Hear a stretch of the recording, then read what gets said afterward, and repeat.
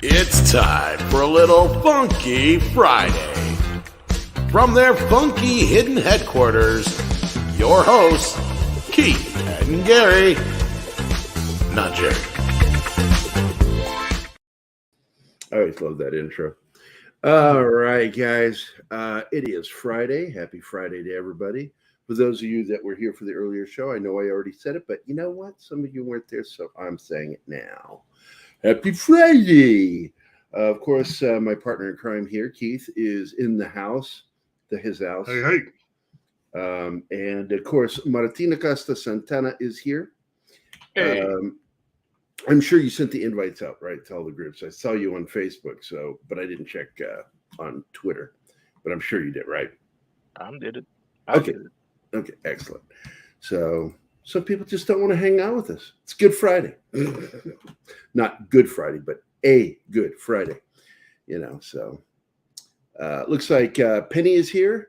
Tim is here. And, of course, Anima Confused, the love of my life. Let's see. We got a lot of stuff we wanted to go over. In fact, just for the show, Keith was talking about how some people believe that Comic-Con is dead. And I'm like, it's not. Yeah, just like Keith said, it's not dead. It's going back to what it was. Yeah, it's an article. The movies. Yeah, it's an article that was just posted by Looper 3 hours ago.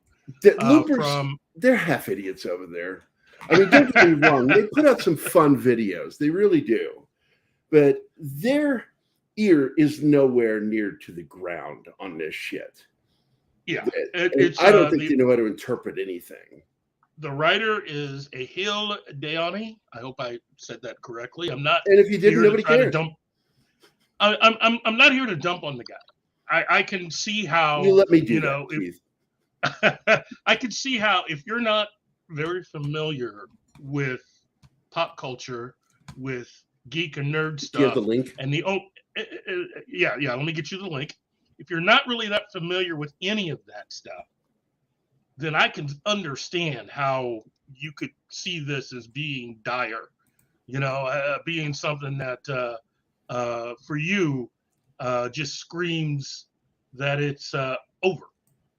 I don't, because I am very familiar with the history of Comic-Con. And they survived without movies for decades. Yeah, for decades. And as I was saying to Gary and Martin,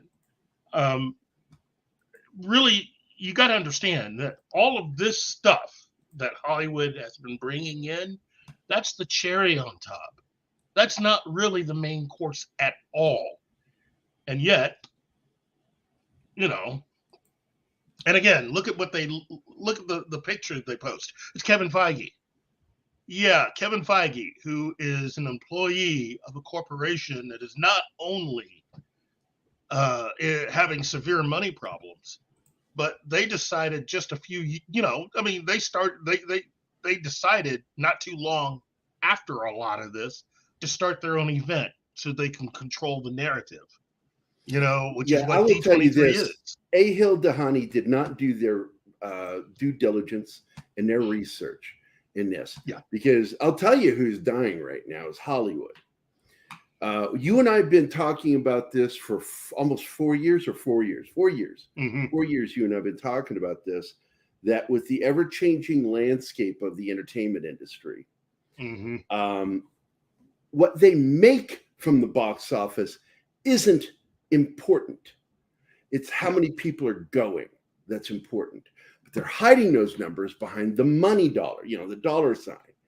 And when you look at Indiana Jones 5 compared to Indiana Jones 2, okay, they made approximately about the same amount of money, not adjusting for inflation, $333 million for Temple of Doom, right? Mm-hmm. And it's 300 and some right now for Indiana Jones 5, right?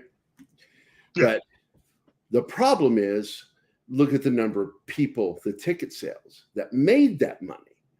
And when you look at it, it was over 80 million people went to see I think it was 88 million went to see Indiana Jones in the Temple of Doom, right? Mm-hmm. Mm-hmm. And right now they're at about 23 million people around the world went to see Indiana Jones and the Dial of Destiny.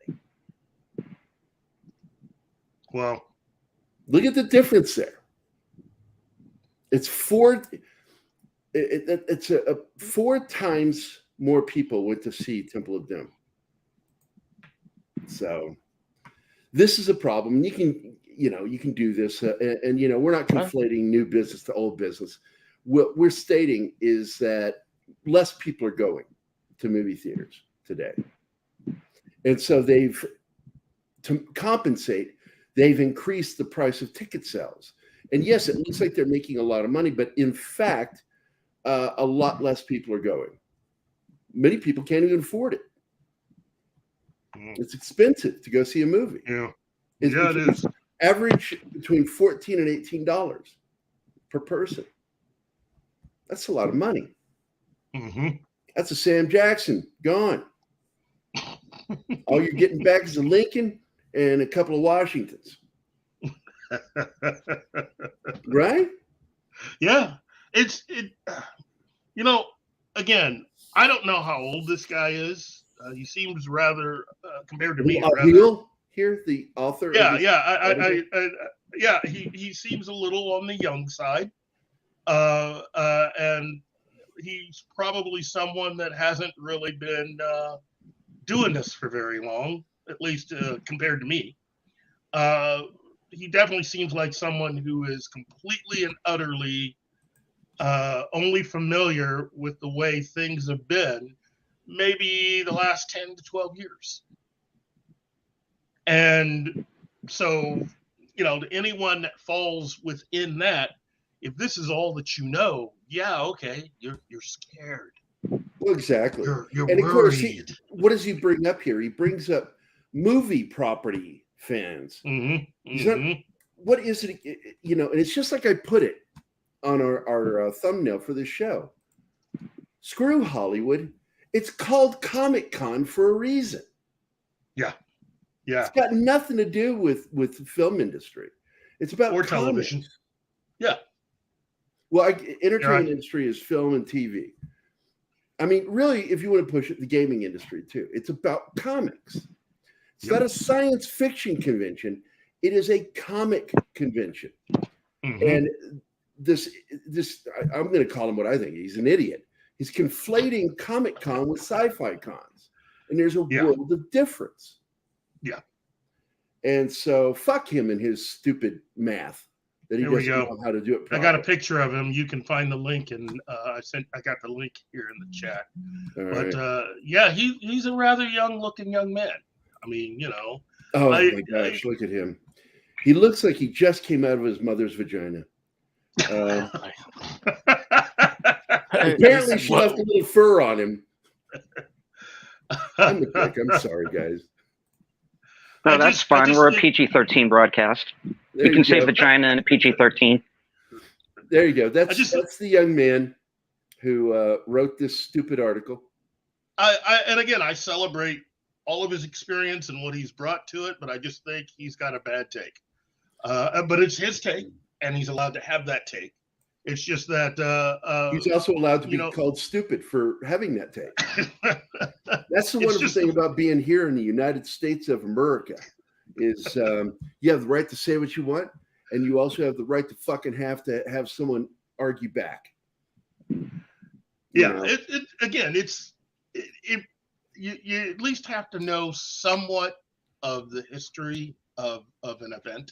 And you can't just look at it from the point of view of what you understand it to be within your narrow, small window of time that you've been aware of it. You've got to look at the entire history of the event. Clearly this guy didn't look back to the history of San Diego Comic-Con. It's always been one of the largest conventions. It just got bigger because Hollywood started going, hey, man, we can really promote the shit out of our movies here. Mm-hmm. Well, Hollywood's sucking hind tit right now too. Yeah. So do you think they're going to be at Comic-Con as much? No. We got strikes going on. Mm-hmm. It'll be there for that. But let's get to the real crux here. Is this was a moment that could really have been won by Tom Cruise. Yes. Because he's not just an actor. He's a producer, an executive producer. Right? He's been doing this for quite a long time. And there he was could save this level, keep Comic-Con at that level. And here's the cold reality of it. If it does shrink back to what it was, a lot of people are going to lose their jobs. And this sucks. But Comic-Con will survive. It will come back.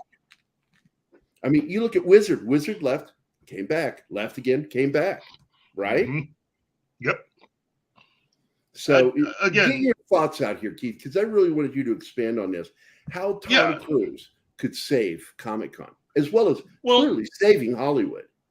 Really, it was part of a much larger thing in that I was talking about the fact that even though you have strikes going on, really that picture of Kevin Feige that they used in the Lupa article pretty much gets to the heart of what I was talking to you about, which is you got a lot of producers out there. What's stopping them from going to Comic-Con and just basically doing what Kevin Feige got real popular for doing, which is laying out their thoughts and views on all of the upcoming films that they have and letting fans get excited about that stuff. Yeah. You know, there's nothing stopping them from doing that. Now, my thought was getting Christopher McQuarrie out there to Comic-Con and letting him come out and talk to fans and answer questions. He's very loved by fans, by the way. Yeah. He's you know, he's the director of the last two Mission Impossible films. And so he would have a lot to say about having worked with Tom, but also having worked with Henry Cavill and others. You know, he's got Haley Atwell in this current film.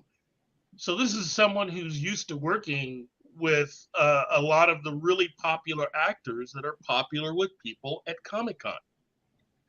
And so I said that he should probably come out and talk a little bit about the movie, but also get fans hyped up for Dead Reckoning Part 2. Because you know that's what they got. You know that they have that on tap.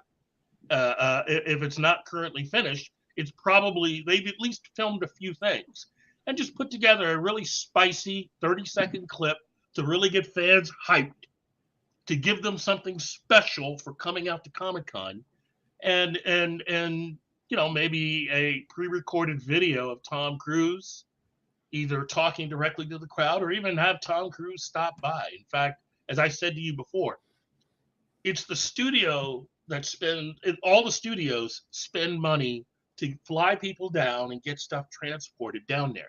You don't need to do that. For any television show or movie, you do not need to do that.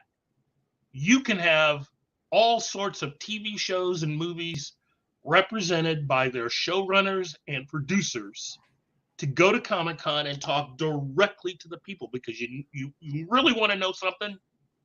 JMS is there right now. J. Michael Straczynski, the guy behind Babylon 5, is going to be there this weekend. But then again, he's always been one of us. Yes. And he's that's a true the key. nerd. If Kevin Feige is as big a nerd as he was always told people that he was, that a lot of us believed that he was, he would be there in San Diego, and he wouldn't even have to be there 25 minutes. He comes by, he says a little something in Hall H, and he can just leave. The very fact that he doesn't even think to do that anymore, the very fact that a lot of these guys don't, and ladies don't do that anymore, especially the showrunner behind The Witcher. She should definitely show up there this weekend. No, she's terrified of it. Of course, she should be, because she's not really a fan. But if she were, she's afraid of fans.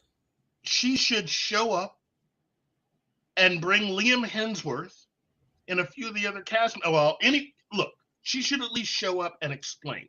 Right. Hey, you know, this is my view of what we're doing, and this is where I would like to take it. That's all of them should do that. I mean, you've done it in front of You've done it in front of the people that run the studios. You've done it in front of Imagine if the studios took ideas for these shows to get fan reaction. How much money they could save themselves. Yeah. If they did. And look at the list of people who a lot of us think will really never come out before fans and talk about stuff like this. No, because they know the reaction. That's right. You notice, even though Alex Kurtzman has appeared before fans, it really, his involvement at Comic-Con is really predicated on how many of the quote-unquote Kurtzman faithful show up.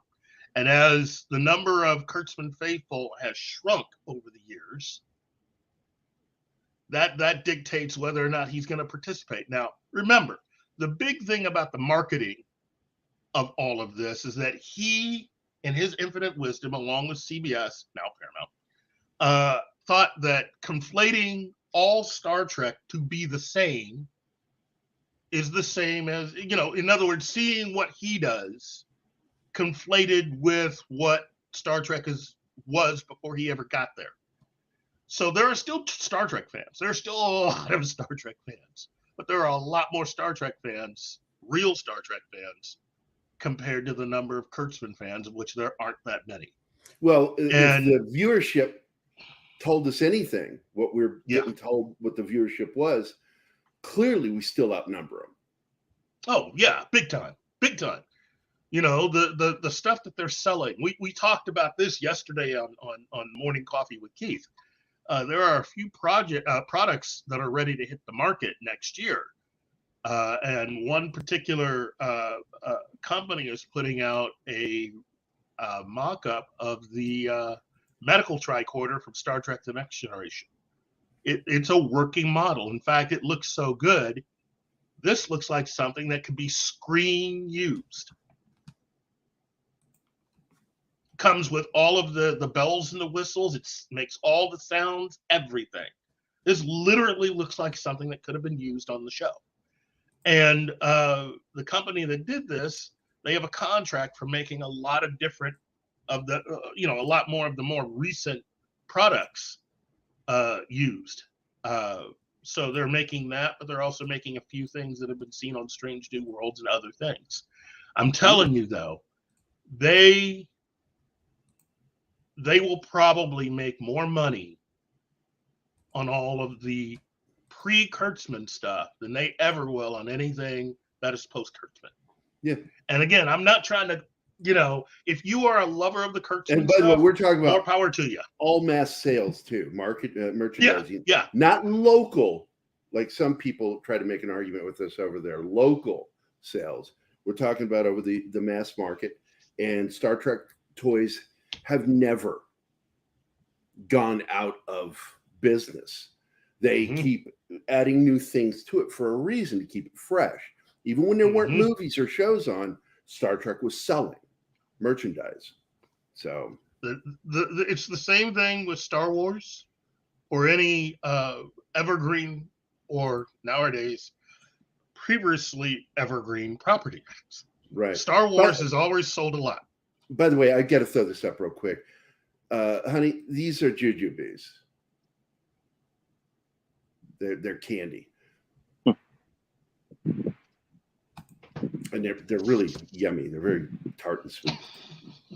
So she was asking what they are. In fact, let's get into the chat real quick. We got some comments. We got to get through them here.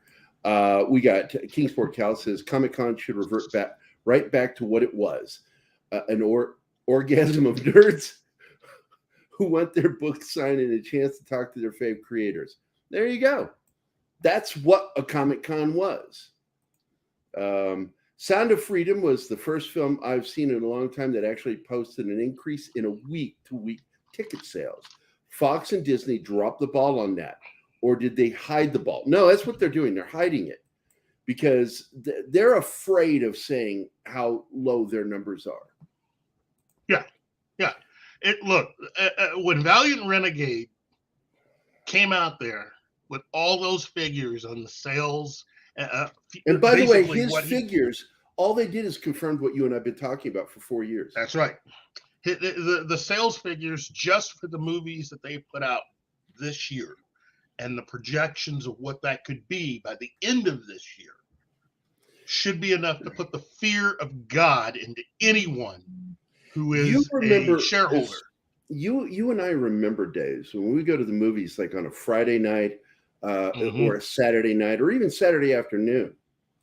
Those theaters were really full. Yes. You don't see that. Go to a you give people something to watch. Yeah. You give people something to watch, they will show up. That is the way that it works. And the embarrassing thing for Disney is that two of the biggest properties over the last 40 years, they have completely destroyed: Star Wars and Indiana Jones, because both of those properties would have people lined up to go see those films. They would sell out. By the way, Peter Venkman's fan site, Venkman's Girl, says San Diego Comic-Con got humbled back in the day. I remember this shit too. I'm sure you do too, Keith. After forcing smaller cons into their co-op because of the use of Comic Con, until they were taken to a smaller, they took a smaller con organization to court, and it turned out that group OG'd it. That's right. It's the same thing that happened to there's a restaurant in the middle of Illinois called Burger King that has no affiliation with Burger King. And so Burger King tried to sue them out of business, and it didn't work because they were over 15 years older than Burger King. So the national Burger King. So what ended up happening is that 3 Burger Kings within the 3-city limit, there were 3 cities, all had to close, except for theirs. They couldn't. A major college campus couldn't have a Burger King because they got greedy. Yep. You know, and I love it when that happens. When and San Diego Comic-Con, the thing I've complained about them for years is they stopped caring about what they needed to care about. And they need to be humbled, and they need to go back to what they were and stop trying to be this mega con for the entertainment industry and just be the biggest comic convention in the United States. That was fun. Every year that this is held, the all of the comic guests usually don't get talked about. In fact, here's a little something else. Outside of all of the stuff related to anything that the studios want to promote that is upcoming, they do have guests. They do have guests that are media guests, that are comic related guests, but none of that stuff gets talked about because everyone wants to concentrate on all of the new stuff that's being announced and all of the new and upcoming stuff that Hollywood wants the focus to be on. So San Diego Comic-Con really is the apex of every convention that is held in the United States. You could make 3 or 4 different conventions out of the pieces parts of you if you were to just divide it up. When you look at their guest list, you could do some amazing stuff with a lot of smaller conventions with the guests that they have there. But it's a massive convention. There's a long list of guests. And as I was saying earlier, J. Michael Straczynski, if you were one of the people going or that are there now, you could watch his new animated film. He's going to be having, I think they had it for 1 showing, and now they've expanded to 2 showings of the new animated Babylon 5 movie. And you're going to have him there to answer your questions. I mean, that's amazing. That's fantastic. Yeah, it is. But that's the difference between what they do at San Diego with other cons around the country. Because like the cons you and I are associated with, they have media guests. Whereas at San Diego Comic-Con, it's just a pile-on upon a pile-on, a pile-on, to where nothing feels special anymore. Okay. But back to these chats. We've got Tim Hayes is here. Says, hail Pop Culture Minefield, Martin and Keith. Hail back to you. Let's see. Oh, the days of MySpace. I do not miss MySpace. That is where, though, MySpace is where PETA started getting called people eating tasty animals because I was a member of that group. We're certified fresh. That means we're quality. That's right. Wow. Let's see. Great to see you guys together again. Of course, the band's back together again. Eventually, Steven will probably work his way over because he's streaming at the time we start here. We need a Gary Plays Video Games show. Other Tim says. So, You know, I don't know. I have a question for the chat and for everyone else. How much would you actually like to see all of us in person together? Oh, that'd be fun because you and I love doing that shit. Yeah, that's how the show got started, is by you and me doing Yeah. panels. I mean, But- how you know, would you guys be up for actually? Would you guys travel to an event to see us in person? I mean, You can throw objects at us. And suddenly there was silence. And suddenly, Dead silence into the silence. room. We get quite a few people listening to us when we go do the show panels. You know, it's fun. And it's not a captive audience because people would just wander in going, what are these guys talking about? Did I hear Star Trek? Why it's screwed up? Oh, Most people leave once I start getting all the materials for the murder board out. the murder board. Yeah, and here we go. Kingsport Cal MI3, I think Macquarie, it's with a Q, did a great film. I've seen the film, and I can tell you that I was very impressed by it. Although I got to tell you, it really did feel like Tom Cruise was breaking up with an old girlfriend for a new girlfriend. I'm just saying, that's how it felt. Mm-hmm. Leaky is here. What's up, dude? Let's see. Penny says, Tim, I would like to see a release of Gone with the Wind remastered up on the big screen.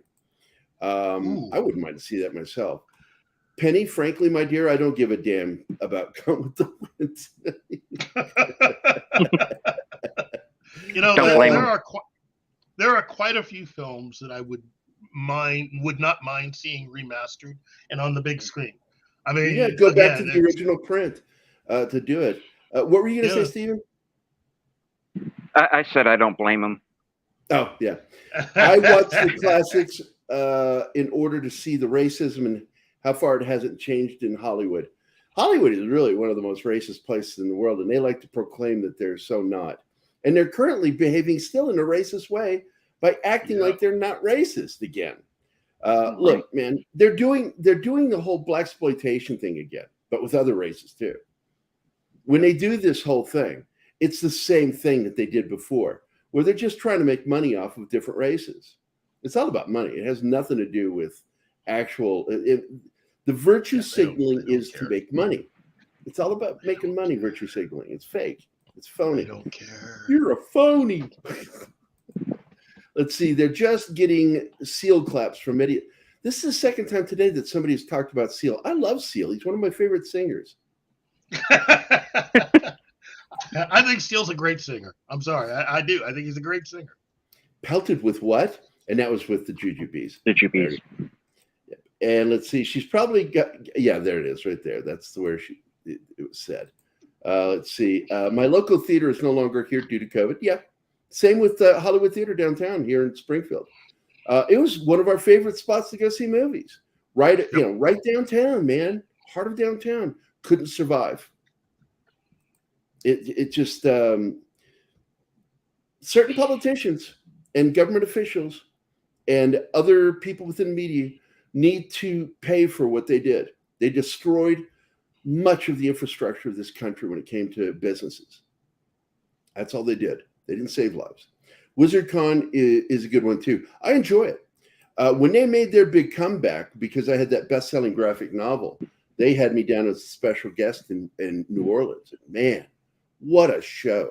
I think there was a total of 30,000 people the whole weekend. I'd never seen so many people until I went to San Diego, and I'll never do San Diego again after that. It was within a year. IDW had us down to San Diego Comic-Con, and I felt like I couldn't breathe. There were so many people. Yeah, that's a lot of people. Seriously, though, Gary, having been there, having sat amongst all of those people, I mean, really, I think the way you described it, it's one of those situations where if somebody had gotten spooked and a whole bunch of people decided to run, there'd be a lot of dead people. There's just so many people, but that in and of itself is also a fun thing. I'm glad San Diego expanded and had a lot of people come through and come in, and there are a lot of memories connected over everything that's happened over the last 14 years because the studios got interested. I'm not saying that they should never do it. In fact, I think it'd be dumb for anyone who isn't Disney not to continue to support San Diego Comic-Con. Keith, because I can't look. First of all, it'd be great seeing everyone. I can't speak to Gary keeping his hands to himself, though. I'm not Gary. I can't answer that. No, but, I'll keep my hands to myself. I don't touch people to begin with because my germophobia. But I'm very friendly though to people, and I will stop them. But Keith will tell you I'm notorious for insulting people when they start to walk by. Not turning to look at us. Like, ignore the black and white guy, you racist. He's not just someone that'll talk to anybody that walks by, but he's also notoriously just able to mess with even other dealers, other guests. So I should time Dustin out for that comment right there. I should time you out for that, you dirty bastard. And by the way, welcome, Wife Floored. Hi, how are you doing? Have I said hello to everybody, Martin? No. All right. Penny is here. Tim, Anima Confused, the love of my life. Joe's Atmosphere. The Peter Vinkman fan site, a.k.a. Vinkman's Girl. Kingsport Cal. Tim Hayes. Wajliki. I don't know why he's changed his name to W. ... You got too many. It's called an ellipses. It's only 3 dots. Grammar. Keto Simple. My friend Dustin and Wife Lord is here. Good to see everybody. I hope everybody's having a good Friday. We're just slamming down some thoughts that we went over. God, so much is going on right now. And Tom Cruise really has saved Hollywood. And they're so ungrateful. Yeah. And they act like such shitheads to him. You see the destructive, corrosive articles being written about him. I know everybody has seen them. Variety jumps in on it, Deadline. And the fact is, look, I don't give 2 shits about his religious beliefs. I think he's crazy when it comes to this stuff. I also think he's crazy because I think that he doesn't believe he'll die or he wants to die. It's one or the other because his stunt work is insane. And but here, I brought up the thumbnail so we could take a peek at it here because we talked about this. Screw Hollywood. It's called the San Diego Comic-Con for a reason. We talked about Tom Cruise, how he could save San Diego Comic-Con for them to keep their big money. But why do studios feel the need to reinvent the wheel when they already have built-in fan bases? Yeah. And there's a subject that you and I have talked about ad nauseum. Mm-hmm. It is the constant need, and this goes into what we're talking about, where we have an idea, and go to San Diego Comic-Con, see how people react to it. No, I don't think I'll do that because they know people won't like it. But then they convince these fucking studios to put money into it, and they lose money. And I got to tell you, man, I blame the studios for their own stupidity. Again, if hey, War Monkey, if you're not Disney and you can't afford to have your own Comic-Con on your own property, maybe that should tell you that you should at least consider the views of fans before you do something. I'm not saying that you have to do exactly what they say. You can do whatever you want. Okay, studios, producers, show rep, you guys can do whatever you want. Okay, you are free to do whatever you want, but you're not free from the consequences of what you do. Sort of like with free speech. There you go. Yeah, there's free speech, but guess what? There's consequences too. But Dustin just said something really good, which is true. You know, he's one of the last he's a movie star. He's a real movie star, a genuine, legitimate movie star. And he still comes from that period of the 80s, man, when we had movie stars. They began to kind of die out in the 80s, you know, but Tom Cruise is one of them. And this is a guy who gets it when it comes to what movies are about and who they're for. They're not for your fucking ego. They're for the audience. We're making this to make money from the audience, and we want the audience going to these films. And this is something that was just talked about by Valiant. Who all did he have on the other day? Script Doctor was on there. Of course. And they were talking about how basically these are slow burn films, Mission Impossible films. They make their bank, but they don't do it quickly like other IPs like Marvel, DC, Star Wars, and those. If they don't make their money the first handful of weeks, they're going to fail. That's not a concern to Paramount with Mission Impossible. That's right. Because Mission Impossible starts out making money, and they steadily keep making money because, and here's why I believe, word of mouth. Word of mouth keeps that franchise going. And then it makes more money once it goes to streaming because everybody wants to have that right to have it. Yep. Netflix wants those movies. It'll never, I don't think it'll ever get Mission Impossible. Paramount Plus will put it on theirs. And again, it's really popular outside of the United States. Mission Impossible, and that's what it's always been.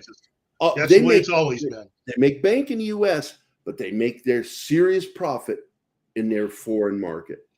And yeah, they make their NUT in Europe. They go NUT all the time outside the continental United States. Well, this is what we were talking about, Dustin. That Keith and I started this show. That one of the first subjects we really started talking about is with the advent of streaming and all the studios moving to online. You and I started seeing blood in the water for the studios. That this is going to be a problem. If they don't evolve, they're going to die. And if they focus on theatrical releases only, they're going to die. And they've got to focus on other formats, pay attention to where technology is taking us, and they need to follow suit. One of the few guys in Hollywood I know gets it is George Lucas. George Lucas is, God, he's a smart dude. He really is. Terrible writer, wonderful thinker. And he would see the change coming. And he told Spielberg before he shot the prequel trilogy that it's going to head this direction with digital. And so he invented, through LucasArts, the new camera system, Red. That's how he shot his prequel trilogy. It was on Red. But it was still their own system. But Red was built off of what Lucasfilm made. And Lucasfilm has been at the head of technology when it came to a lot of things, not just visual effects. Skywalker sound changed the landscape of theatrical audio. They took THX, which is, of course, property of his, to the stratosphere. And Dolby was like made to look small compared to what Lucas did. That guy is so far in advance that just blows my mind. I remember back in the 70s with him where he's said in an interview, he said, I look forward to a day when I don't have to work with actors and I will have digital actors with AI voices. He said this back in like 79 because he gets so frustrated by working with actors. And look where we're at now. I mean, right now, that's the threat in Hollywood is AI. Yeah. They're striking over AI. It's embarrassing what has happened to get us to this point. I think Disney tomorrow would have a lot of interest in Lucasfilm if they were to announce that George Lucas was coming back to basically just do a couple projects that none of KK or her people were to have any input on. Yeah, but Keith. And that Disney was going to fund it.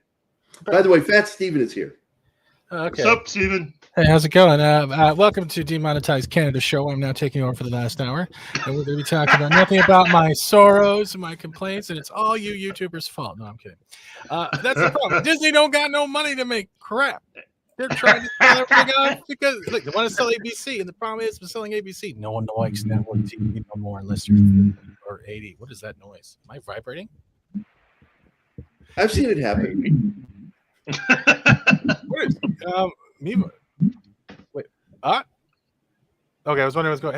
Hey, scenes, but no, it's not going to work. Even if George came back, George's not going to come back. No one wants to handle. Trash fire. George is too late. He's gonna. You know what you do if he come back? He would troll everyone. He'd be like, "I'm coming back to tell you it's not happening." That's what you get, you Jar Jar haters. And then he would turn around, flip the bird, and share a martini with Shatner. That's what would happen.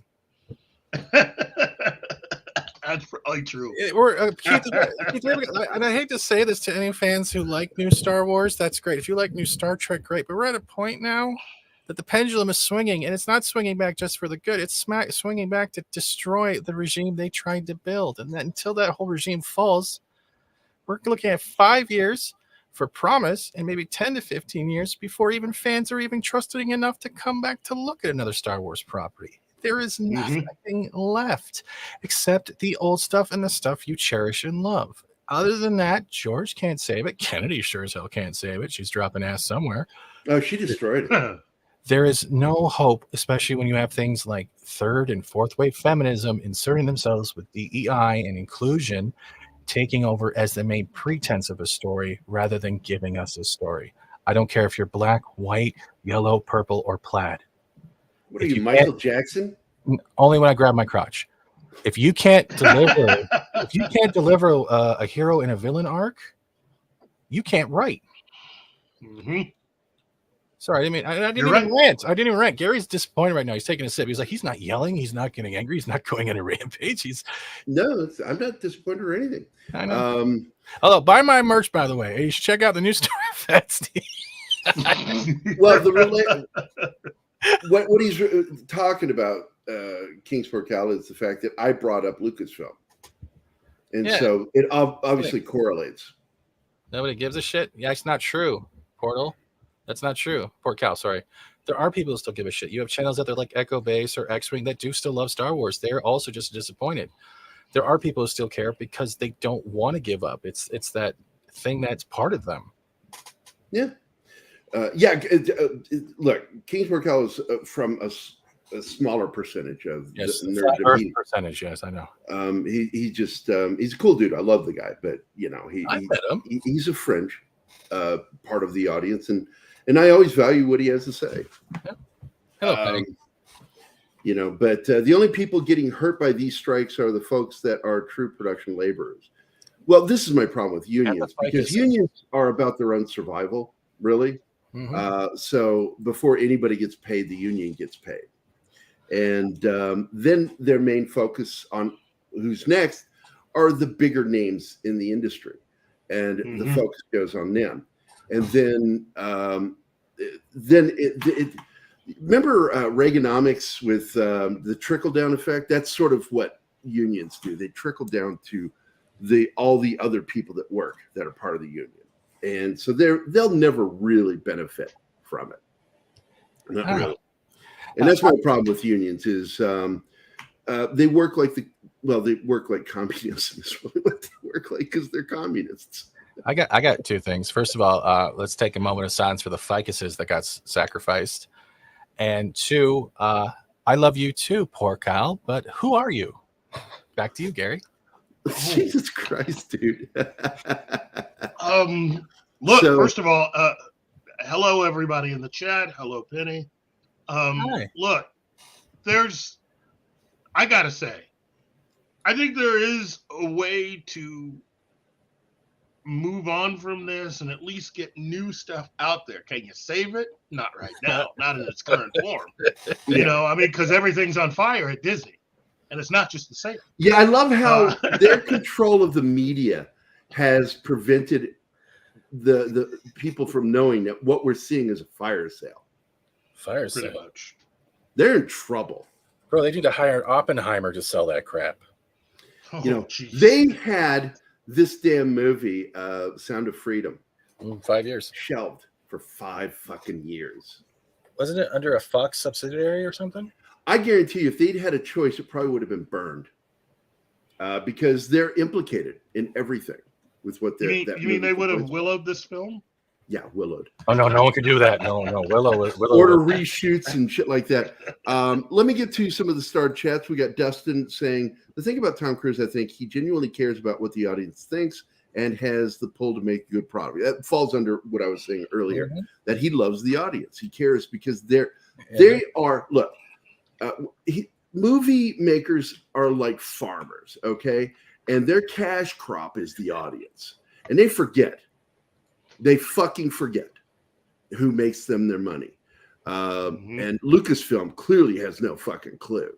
So they're just interested into cramming cringe agenda fanfic. Yeah, oh my God, I don't want to even get into that. But that's the funny thing, Gary. Strange New Worlds is fanfic. Yeah, sorry, I'm away from the mic. My apologies. That's the funny thing, though. We still have things like some people don't like From. I actually enjoyed From. We have things like Silo. It was really good. I hear Foundation crapped out, but there's still things out there.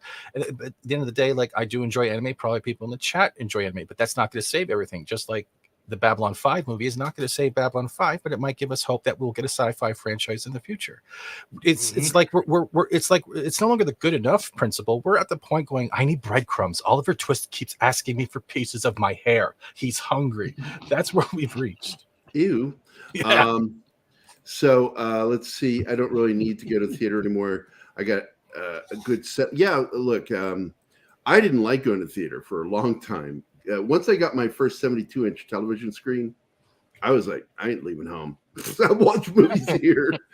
Keto says, THX had the sound to start movie perfection. That's right. Love that sound, dude. Love that sound. War Monkey says, my first surround system had its speakers blown out because of Star Wars. I was so excited and loving the sound, so I kept cranking it up. Yeah, there's your mistake. I'm going to blow out my eardrums with the speakers, whichever one goes first. Keto Simple says streaming services can make a decent product for the most part. And that's true. A lot of good films go straight to video on demand. It's not like it used to be, you know, where Day Shift with Jamie Foxx. Yeah, there you go. Day Shift was great, dude. The Force is female, despite the fact that we downplayed the existing ones to elevate our Mary Sue's. You got it. Remember when Star Wars celebrated the women of Star Wars and didn't include Alicia Lucas? Mm-hmm. The woman who edited Star Wars, the first 3 films? Yeah. Yep.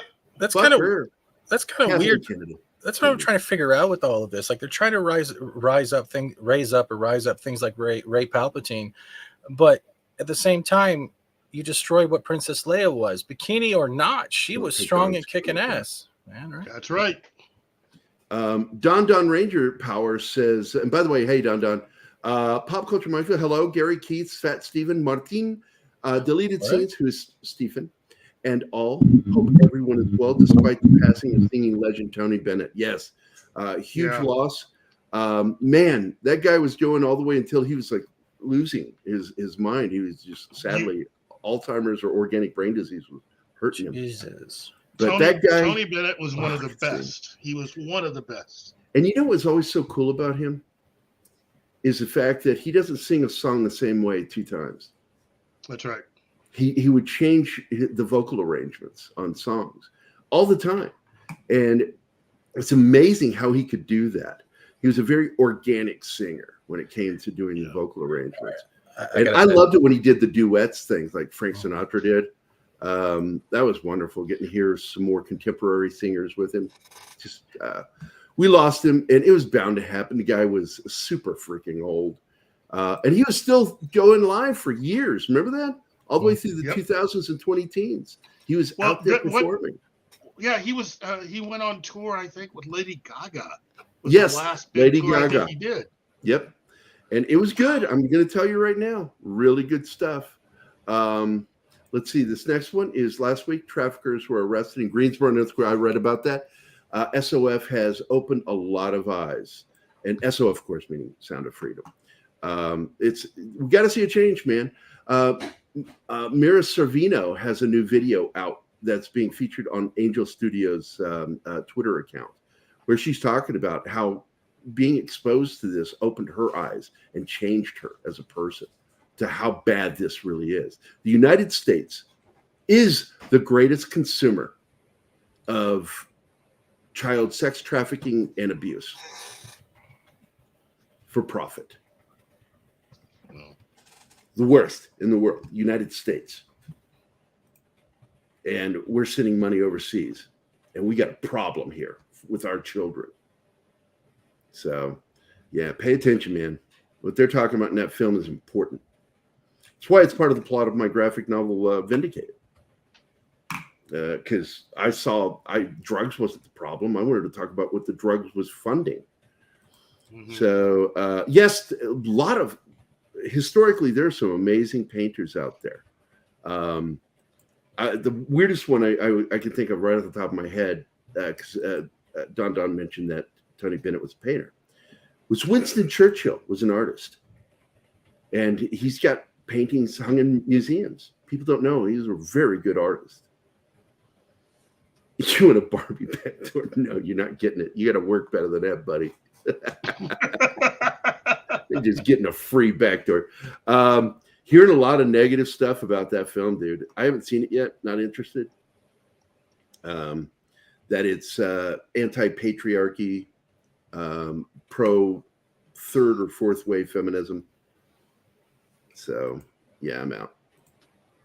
What's this, Stephen? I'm just relating personal life about how different back with to Poor Cow. I'm trying to give my thing. That's actually true. That is my life. I don't know. It's repeating twice because I think you have it going to multiple channels, or StreamYard still has that error that they said they fixed. Wow. But we are going to multiple channels because we're also on mine right now. But what I'm putting into chat is only going out on my channel and not Gary. So I don't know what the hell's going on there. I think StreamYard's having a stroke. Stroke, John. But please don't tell me there's a video for that too. Like the back door.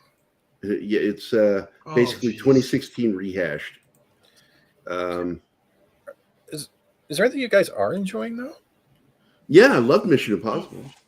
Yeah, that was not bad. It was definitely not bad. I enjoyed the crap out of it. Are you kidding me? Although I made the joke, I think before you got here, that it really did feel like it was Tom Cruise breaking up with one girlfriend to get a new girlfriend movie. It's like, wow. I gotta keep the ball turning, right? It's like Hollywood. You gotta go for something younger and cooler. Yeah, it's like I gotta get rid of the old girlfriend. She's getting too old. Gotta get me a new one. She started nagging, so I threw her out. Yeah, that's right. Oh, she's got bigger boobs. She doesn't talk. She's mute. I'm in. She's got no legs. She can't run away. Tom Cruise is virtually dating Agent Carter. Mission Impossible. Wow. Yeah. Well, again, as I said earlier, his last movie had Henry Cavill. He's got Haley Atwell in this one. He's just decided he'll just cast real life celebrity nerds in his films and do very well. So that's the other formula. Yeah, and by the way, I saw an article yesterday, and I made fun of it on my Twitter account. It's like they're like, the age difference, the age gap between Tom Cruise and some of his female love interests in the films is concerning. And I'm like, if you've got the abuse of children in this country for sex trafficking and porn and all that stuff, and you're worried about an age gap, your brain is fucked. That's the dumbest thing I've ever heard. You've got a problem with two consenting adults. Hey, newsflash. There's always been that kind of thing since the beginning of Hollywood. The dumbest argument I've ever heard, because it's always going to happen. Autumn, spring romances happen in film and in real life. And there are a lot of older movies, and by older, I mean I'm talking about films going all the way back to the 30s, where you've had incredible age gaps between actors on screen. So I again, I can see what you're trying to say, but Sabrina's one of the biggest ones. Yeah. By the way. Yeah. That's definitely an autumn, spring. I mean, hell, in his real life, he was already in his 40s when he started dating, what's her name? The great actress, Lauren Bacall. She was like, I think she was 19. Mm-hmm. It's been the theme, though, this year. If you've noticed it, we can look at Nick Merckx with Call of Duty, Sound of Freedom, and all this stuff leading up to this year. There is a big anti-push to people being aware of what's going on with the younger generation. That's including Disney. And it's scary because you're going after the life level what most parents want to protect. Right. The things that they will sacrifice for, and that's kids. And we're seeing that just underage children that need to be protected, and they're not. And they're being taken advantage of, abused within system. It's, I know that it's been said, and I absolutely do believe it, that there are members of our own government that partake in this shit and they're helping in the cover up of it. And for sure. This nest of vipers needs to be exposed for what they do. Who is fucking going around with their mic, man? What is that? Must be like a new vibrator, but it's a huge income, isn't it? Like it is. It's like drug trafficking. It's an industry, and we need to shut that down, man. We can't have that in this country. We're a country of freedoms and liberty, man, and allowing that to take place in our country is criminal for every citizen. To not every time you turn a blind eye to this shit, it's just ridiculous. And I'm glad this film is doing well, and I'm glad it's finally bringing this shit to light. The funny thing is this film is rated what, PG-13. It's not even that graphic, but the knowledge behind it and the information it's trying to give the audience is the one thing that's graphic. But it's not making you feel like you shouldn't have watched it. It's making you feel like, what can I do, if anything? And their Pay It Forward program is also fantastic. Hey, it's Dadman Walkie's here. Shinatsky's in the audience too. And E. Clay Thomason is here. What is up, guys? Good to see everybody. Happy Friday. Make sure to hit that like button. Yes, sir, Dadman Walking. I'm going to have him do the video for us. I'll play it. Remember to click that like button, subscribe, blah, blah, blah. But it's just... I don't know, man. I still haven't watched the film yet. And I was just talking with Adam, because he's going to be stepping as my co-host on Dangerous Military Nerds. And we've talked about watching it so we can talk about it. And it's hard to watch that stuff because I tell people, I'm a product of a parental kidnapping, but my daughter was too. And I don't talk much about it, but, anybody who has felt the disappearance of a child, not knowing if they'll ever get their kid back, is terrifying. My mom went through that. We used to go to a summer camp, right? And she'd pick us up afterwards, like when she was done work. And she picked me up and she's like, "Where's your brother?" And there was a miscommunication. He started walking home from across the city. We found him like 5 to 10 minutes away from our house, but our parents were freaking. Cops were freaking. Like when you see that face, it's not a good feeling. Mm-hmm. So, yeah. Not everybody partook in that. But I will tell you that there's Black children, American Indian children. There are children of every race that are being sexually abused this way. So it's not a matter of race. It's a human rights issue. Mm-hmm. It's human rights. It's not relegated to any race. They go after the innocents. That's it. It's just disgusting and repugnant, some of these people. That's how they get their jollies. Fuck, man. So I have to be in the right mood for Sound of Freedom. It's not even a mood thing for me. Mood is for, what is it? Mood is for... women and cattle. Women and cattle. Or no, cattle and lovemaking. Yeah, that's it. That's the quote. Lovemaking. Mood. That's Dune. Yeah. Well, I wouldn't consider it a date movie, though. That's maybe not. That's like, hey, what do you want to see tonight? We're going out on a date. Well, we'll go to this fine wine restaurant, and then we'll go see Sound of Freedom. I hope you feel turned on afterwards. I don't think that's going to work. I do a story idea that involved that stuff, but took place in LA area with the Amber Heard friend crowd. Yeah. 10,000 Ukrainian kids are missing. It's a global problem. Andy. It's a global problem. But right now, I'm going to mention again, the United States is the biggest sinner when it comes to this shit for child sex trafficking, in particular in child porn. We are the biggest consumer in the world. She's quoting Gurney Halleck. That's right.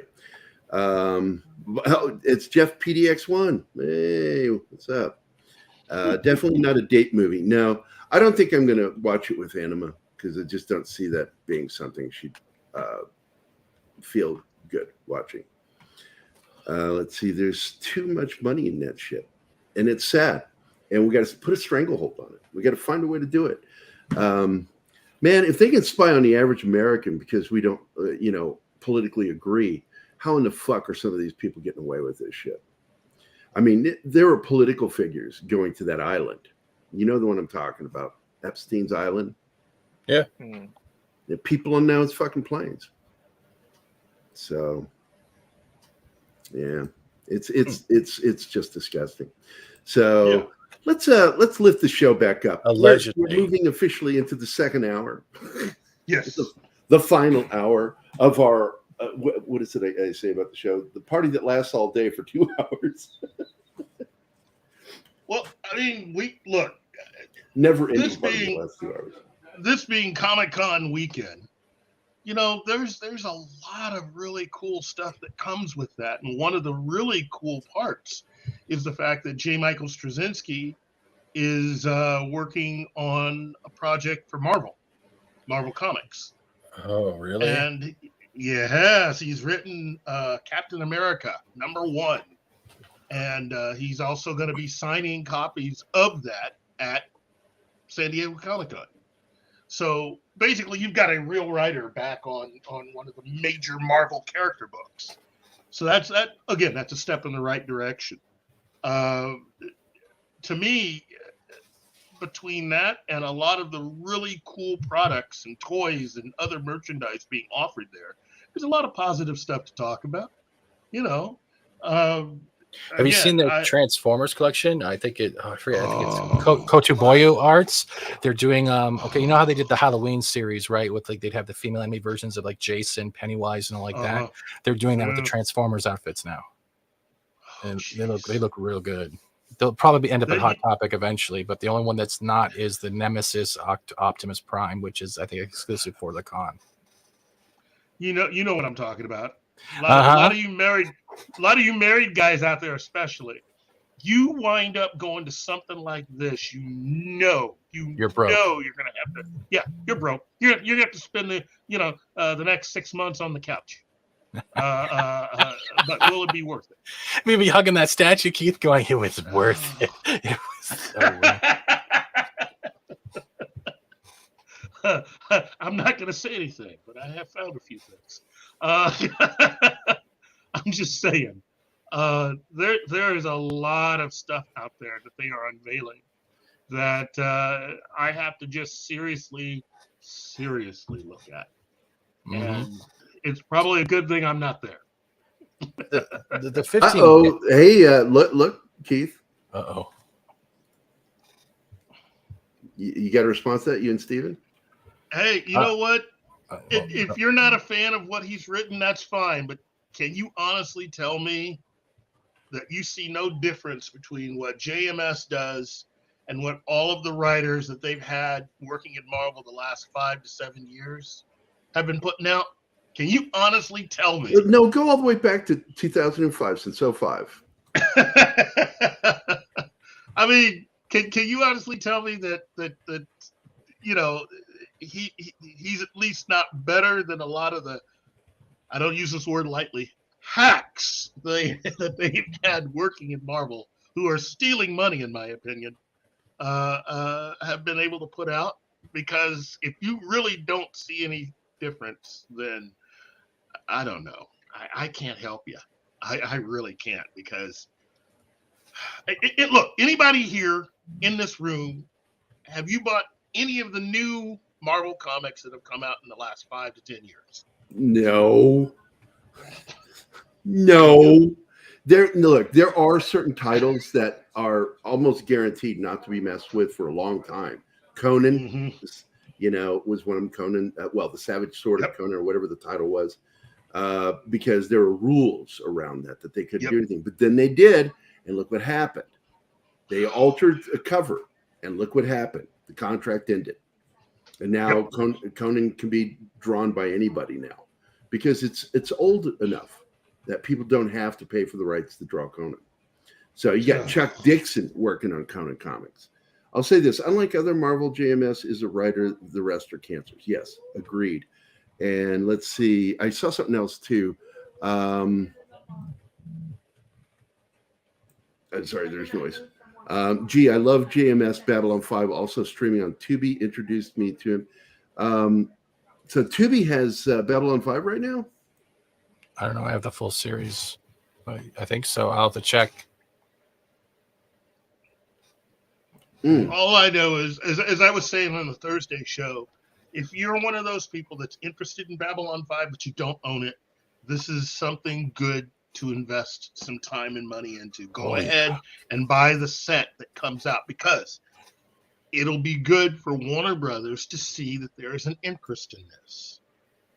And if they can move a lot of, units of this, it might convince them to do something else. Now, I can't tell you what that something else is.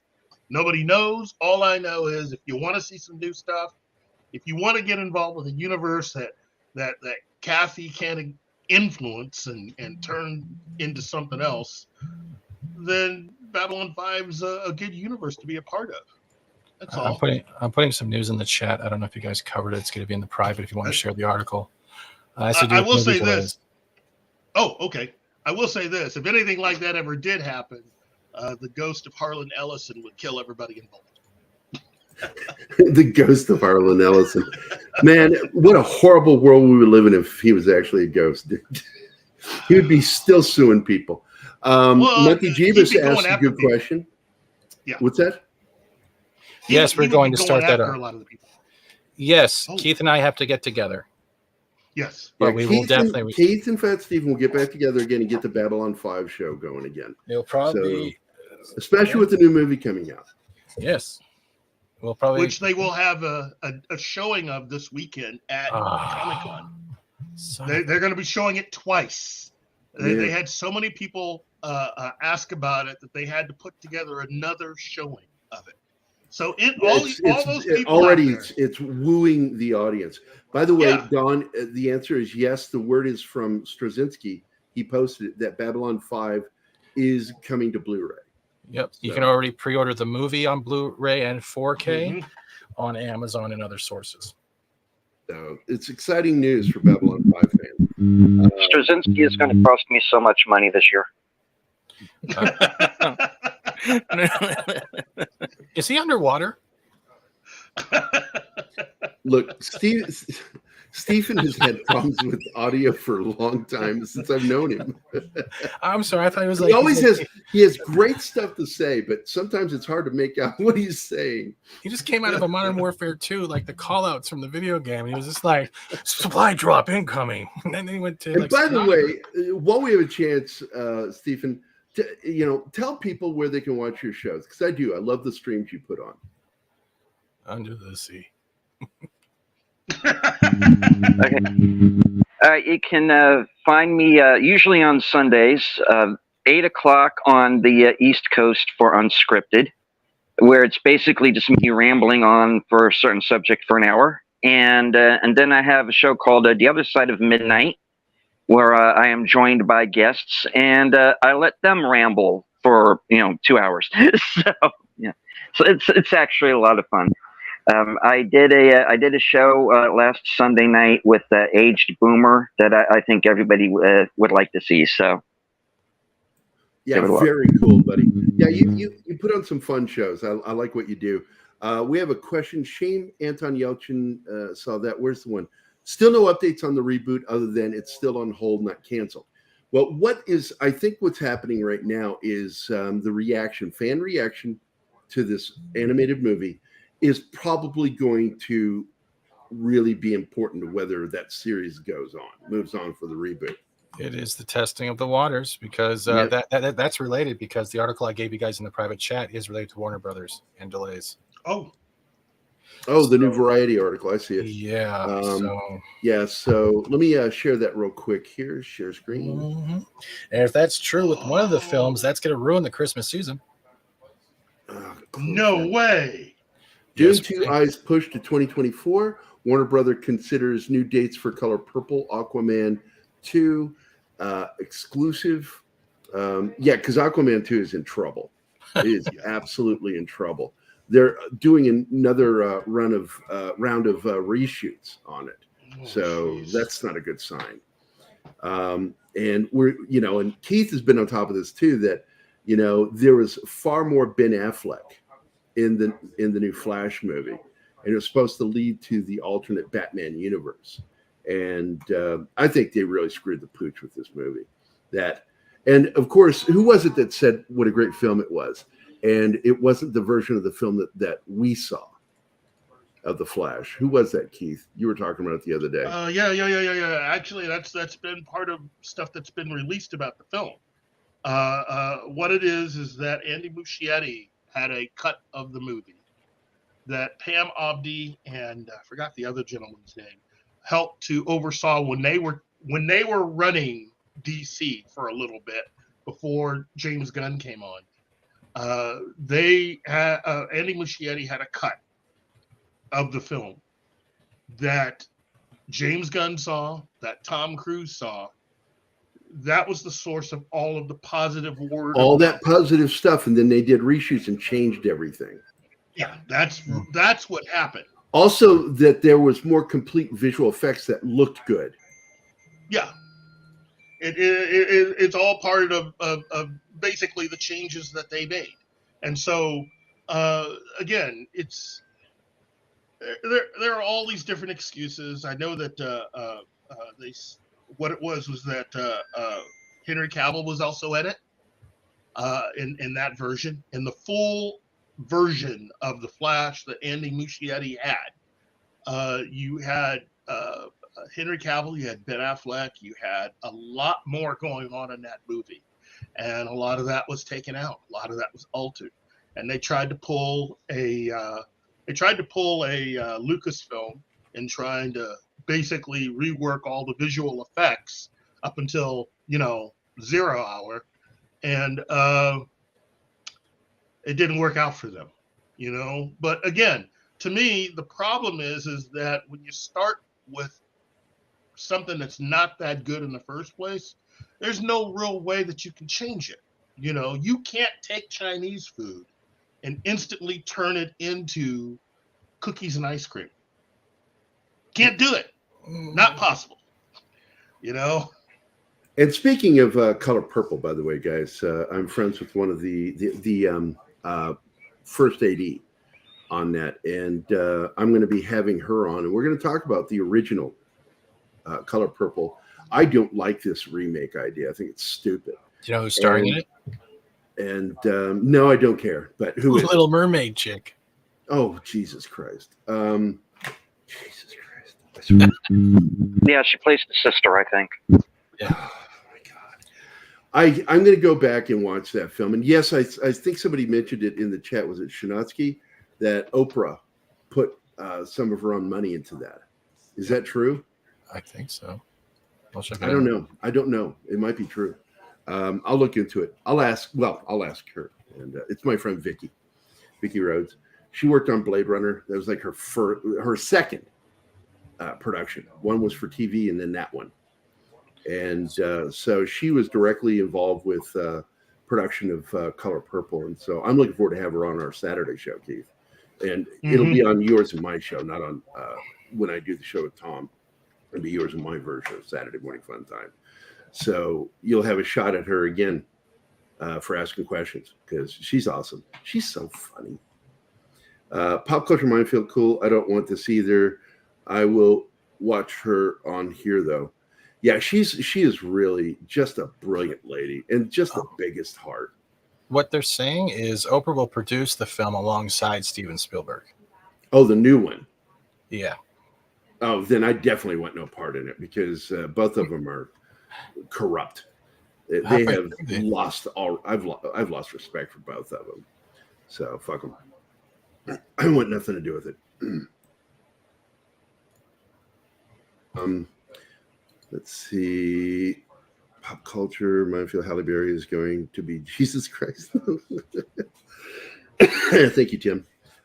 Plenty of other authors to make a movie based on their book. Yeah, exactly. Stop remaking. And there are plenty of books out there. Just adapt new books. Well, there's a lot of even classic books that have never been adapted into anything. There are a lot of authors. There are a lot of stories. And for whatever reason, a lot of that stuff just doesn't really get talked about. I mean, if you really wanted to create something new, which, again, I will say, I'm all down for new. If you want to go and adapt something new. But you're going to have to really just take a look outside of what people have been. Well, they need to hire people in the studio system who are more discerning and critical thinking, and who look at somebody that wants to do a reboot of something and go, can you do it better than the original? Because that's the only reason to ever do it. Can you do it better? And if they give their description of what they're doing, it doesn't sound better, don't fucking greenlight it. Yeah. I mean, again, it's. I think realistically, you could look at what has gone on more recently as like, oh, it's all bad, or you can use this as an opportunity to do what a lot of fans have been saying, which is, hey, use this as an opportunity to find something that you've never done before. I get the fact that we are living in a time where corporations run everything. This is a corporate mindset to only adapt and readapt stuff that you don't really have to worry about. You already own the rights to it. But you're killing your audience there. You're killing really the golden goose if you keep going back and doing stuff again and again and again. And it's the same thing with comics. They're only adapting certain characters again and again and again. And for both DC and Marvel, and even Image, there are a lot of other properties, a lot of other characters that they have. But you wouldn't know that because they keep giving us Spider-Man. They keep giving us Captain America. They keep giving us Hulk. They keep giving us Superman. They keep giving us Batman. They keep going back to the same characters again and again and again. Keith, and sorry, I didn't mean to interrupt. There's also another thing I wanted to throw in when what you were saying is the thing about talking about classics, and since we have all those around, is that they're even doing that with some classics. They're not just annihilating the film and their remakes, they're annihilating the fans and the fandom that made them classics to the point that they're just becoming a forgotten text, like you see in Raiders of the Lost Ark. I'm never saying Dial of Destiny because that's not an Indiana Jones film, but it's the same thing. It belongs in the museum. No, their socio-political standards belong in a museum. Yeah, it's Idaho Carter. Yeah, it's the nag of destiny. Oh. But yeah, it's because it's destruction on both fronts, right? It's like you're in the trenches, and no matter what, there's gunshots come from both sides. You can't win right now. It's kind of messed up. Yeah, it is. No, it's not kind of. It's very messy. Okay. It's really. I was trying not to be negative. I'm sorry. I was like. Yeah. well, let's look at the 1950s science fiction as some of the best science fiction you'll ever read. Arthur C. Clarke really cut his teeth during the 1950s. Isaac Asimov. These guys were writing cutting edge science fiction that's still cutting edge today. And Starship Troopers isn't the only thing that he did, and they keep wanting to remake that one thing. There's so many properties out there that they could be adapting instead of redoing over and over again, because Spider-Man is a good example. Batman too. They just keep remaking the same thing over and over again and trying to find a new way of telling it, which isn't really new, to be honest with you. I got to jump in there with that though, Gary. If you haven't, I know you have a computer that can play games. That Starship Troopers Extraction that's in early access. You want 90 Starship Troopers fighting waves of bugs and building your base up in first person? That is nailing it. They even do the news broadcast as you load in. It's a game? Yeah, look up Yes. Starship Troopers Extraction. I've been playing it for a while. Extermination. Extermination. Starship Troopers Extraction's Extermination. another one, right? Yeah, that's the top down. It's a lot of fun. Well- You go in, you capture the point, then you base build, and then you hold off till the generator's done, and then you get to the dropship and try to get out in time. With up to 64 players going up to 128. Sorry. Something. All right, I'm new looking for at it Gary. right now. I'm gonna have to get into that. Well, I also would like to say that, you know, Yeah. You know, West, how much they want. You had a brain fart. What? It's like you had one of those moments like, well, I have a thought. Dead silence. It's just like Oh. dead silence. Oh, and I'm like, and then my mic gave out because I was still talking. Look, I just think that there are certain books, certain characters that if you really are serious about wanting to have more female-centric characters, you can do that. And at the top of everybody's list is Honor Harrington, the David Weber books. You should be adapting that right now. I mean, Amazon, Netflix, come on, guys. You guys are throwing money at a lot of useless stuff 90% of the time. Show of hands. Here you go. Who gives a crap that Amazon's going to be making the next Bond film? Oh, great. Rings of Power 007. Can't wait.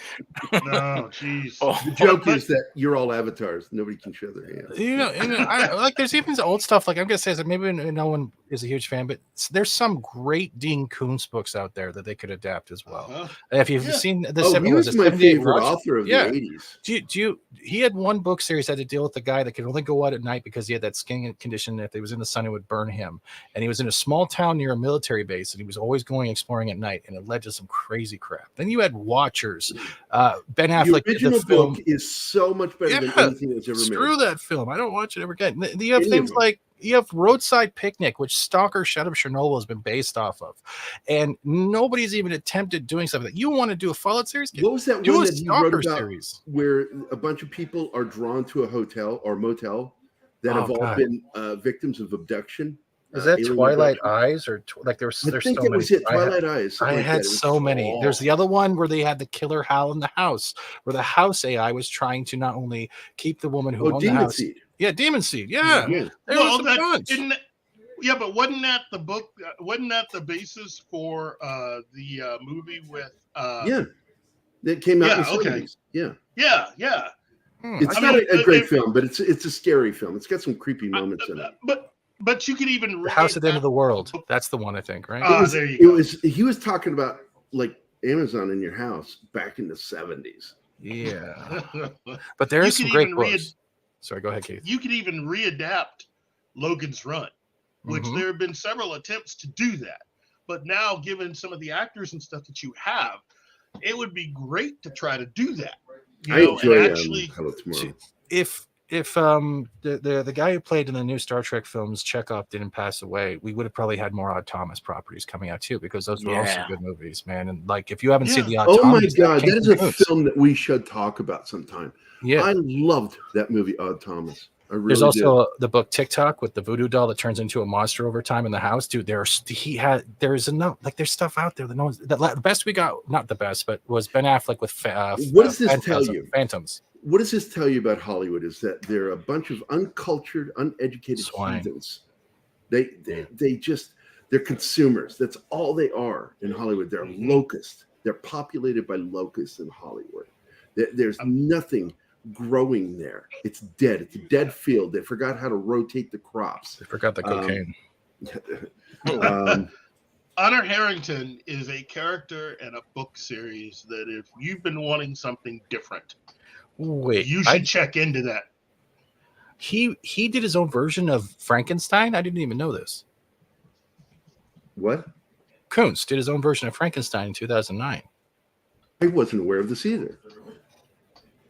Yeah, I used to. Oh, Yeah, it was a trilogy. yeah, it was. Yeah, I got it to was. be honest, though. I stopped reading fiction in the early 90s, right after the Army. And all I wanted to read and consume after that was biographies and history books. Not me. I went through these like candy. I just couldn't start. Like when I was waiting for the next Sort of Truth book out, I always went back to Dean Koontz and I would burn through 1 or 2 books, and then I'd get the next Sort of Truth. Well, and I'd he's go a back to Dean great Koontz. storyteller. Yeah. Him and look, I've never been a fan of Stephen King. I make fun of his books. I always say, read to the last chapter, close the book, make up your own ending, you'll be happier.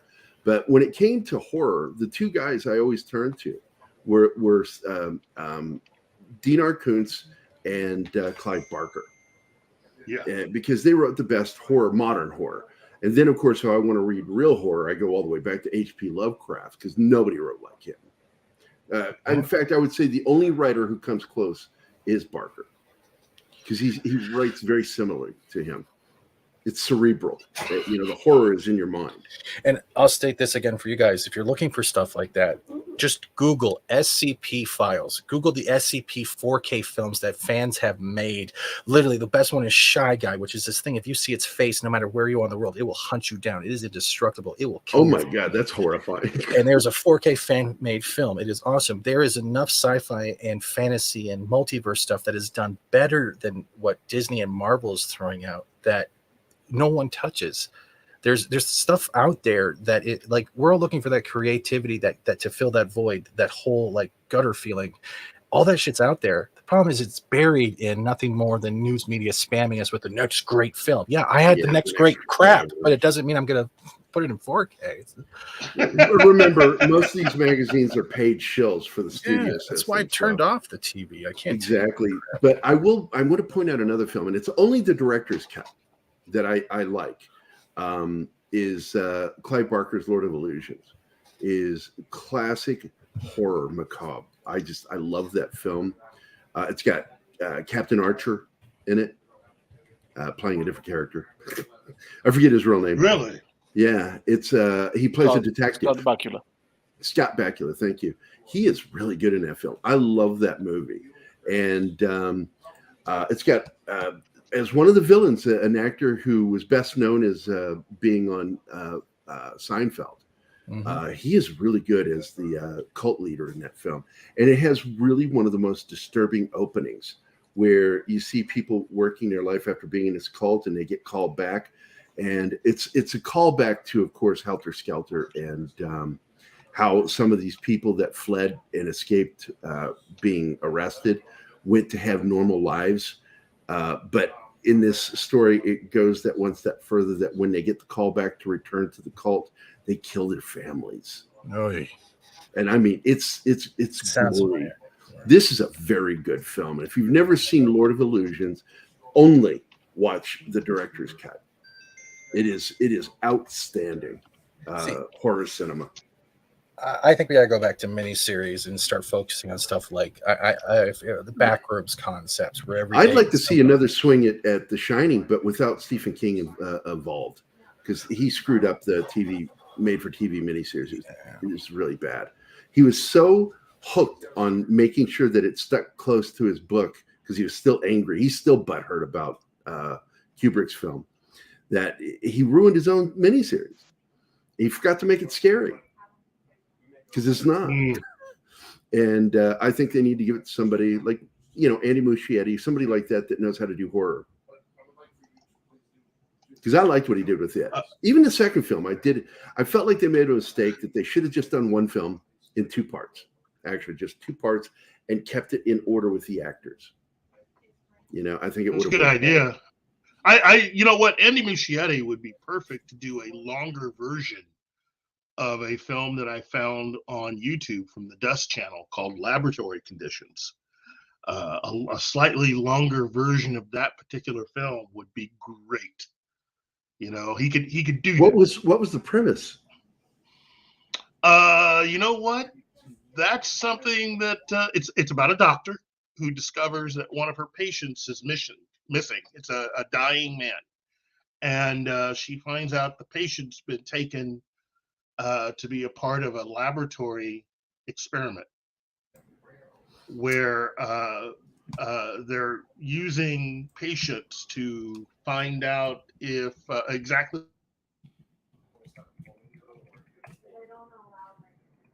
is gonna spoil it, but it's who is in this film. This is a short film. It's got Marissa Tomei and Minnie Driver, and it is a short film that is better than a lot of longer Hollywood studio films. And you can find this on the Dust channel called Laboratory Conditions. And I've already put a link to it in the chat. It's a lot of fun to watch. Little scary, especially towards the end. And yeah, it's I think there are ideas. There are people out there that are coming up with new things. It's just that everything is structured in such a way to not really give us new stuff anymore. You know, it's not the fact that people aren't coming up with new ideas, but Hollywood is structured right now. Yeah, they're not wanting to fund it. Yeah, they'd strip away anything original is stripped out of any project before it even gets to us. So anything by Clay Abel is also a good thing to check out. okay. But before we move on, I do want to point out that my buddy Adam is going to be our new co-host on Dangerous Military Nerds. Awesome. He's a combat military vet, buddy of mine, and oddly, he missed this last Wednesday's show when I had Michael on there. And Michael and he apparently deployed at the same time with the same unit and were in the same locations.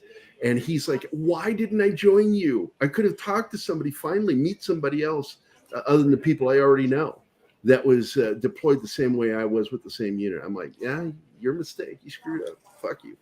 But I love this guy. He's going to be really good on the show. And I've known him for a while.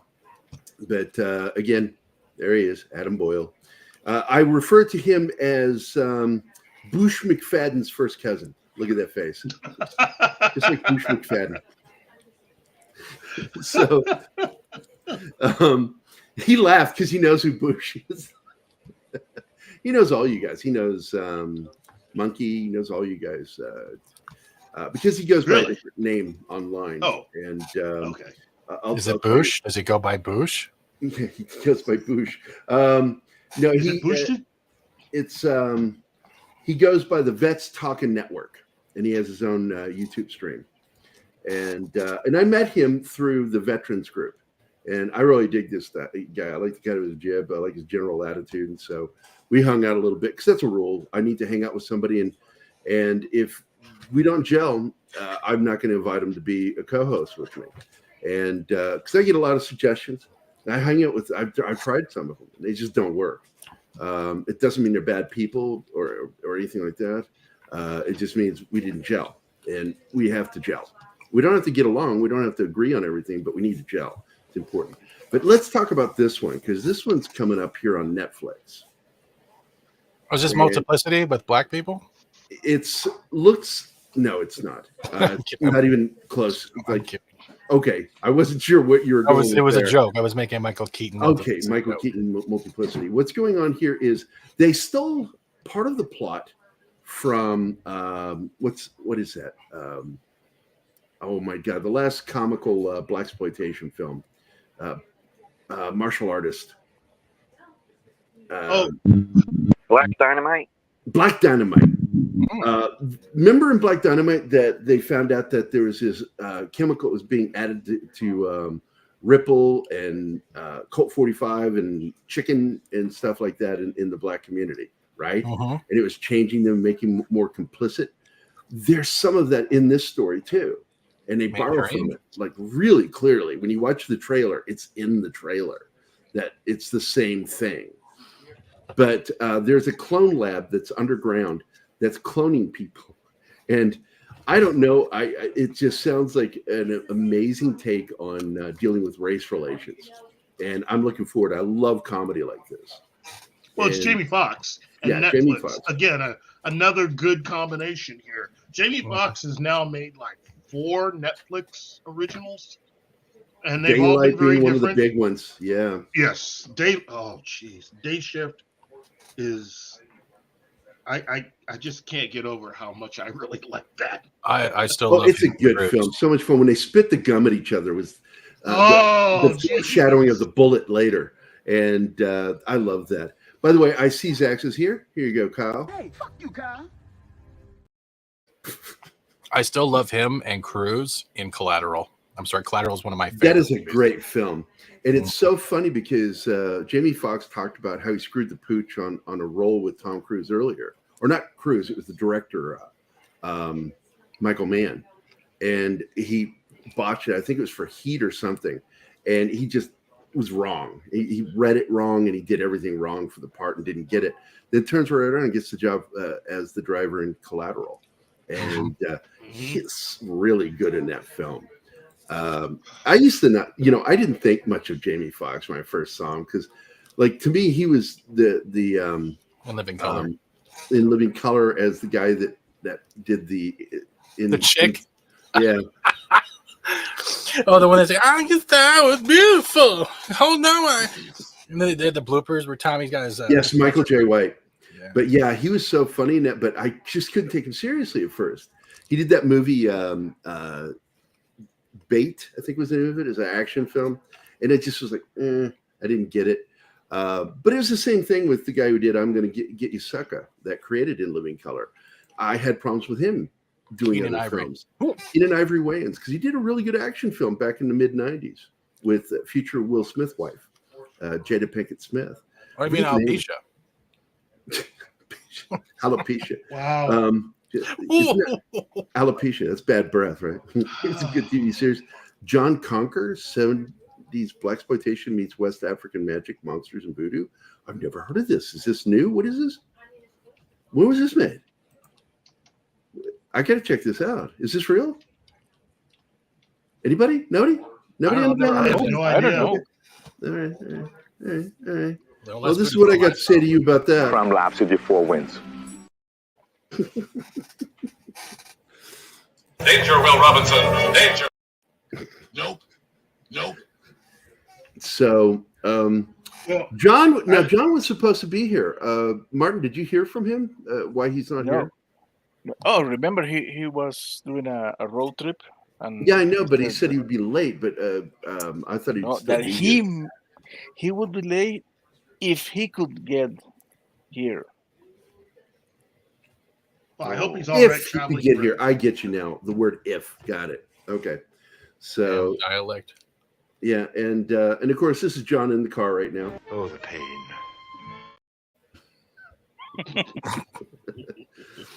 See, that was a good remake, though. I did About Watergate at the end. I know it's so freaking funny. He kicks the shit out of Richard Nixon. My God, I love that movie so much. But and I really do feel this film kind of stole that, and I hope they have a good reason for taking that plot point from Black Dynamite and making another. But there seems to be like less obvious about its tongue and its. Oh, there! Speak of the devil, and there he is. There's the devil. Hey, sorry it took me a while to get here. Yeah, no worries. I was just like concerned that you weren't here, and I was like, man, it's coming near the end of the show, and I thought you were going to be here. And then he said, "If Martin goes, if John, you still got some dirt on your beard from where you buried that body." What I love right now is John has that expression of somebody that's looking at a computer for the first time.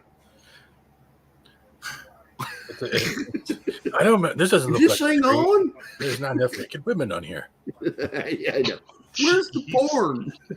I'm trying to figure out why it sounds low. You have to turn the volume up. Yeah, I've done that. Volume boost through sound Is that settings. are you at the hotel? Where are you at? Yeah, I'm at the hotel. In what town?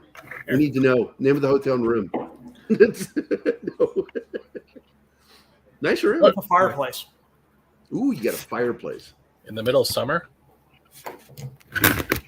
He didn't say he's going to use it, but he's got a fireplace. I would make marshmallows. You would make marshmallows?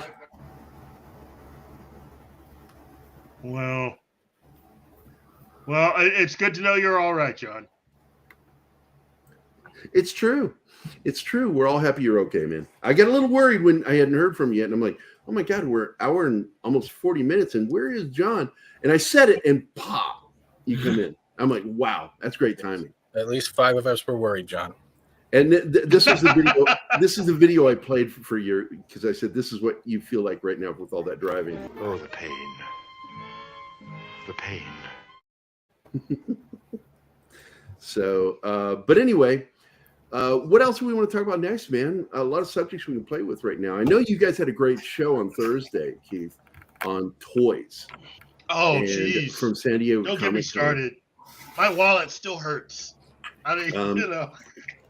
The one that blew me away was that one that John showed for the Godzilla action figure. That freaking looked awesome. John These must be kids excited for that today. new trailer, though, right? The new Godzilla that's coming. Wasn't there a trailer just released? Oh, wow. Your That's a video teaser. and audio is out of sync, Keith. You ready for this? Oh, yeah. Oh, you made him. You just oppressed him back into doing a picture. Oppressed him. I oppressed him. Fuck you, Steve. Hello? Hello? Oh. No, he's been Can having I some come trouble back with up his internet, and it's doing that with his video. And I don't think it is. I don't think it's your internet. I think that's got something to do with your RAM on your computer, your VRAM in particular. So I think you need to let John take a look at it. With both nuts. What? I don't know what that was about. You're muted, John. Like, what the fuck did you say with both nuts? Yes. I don't want to know. Jeebus I got remember. all the exclusives, I by the remember way, the- Keith. Really? Yeah. Did you get the Nemesis Prime one?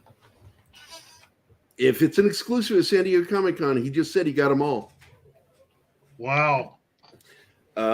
I think he's going to be not buying weed for a while.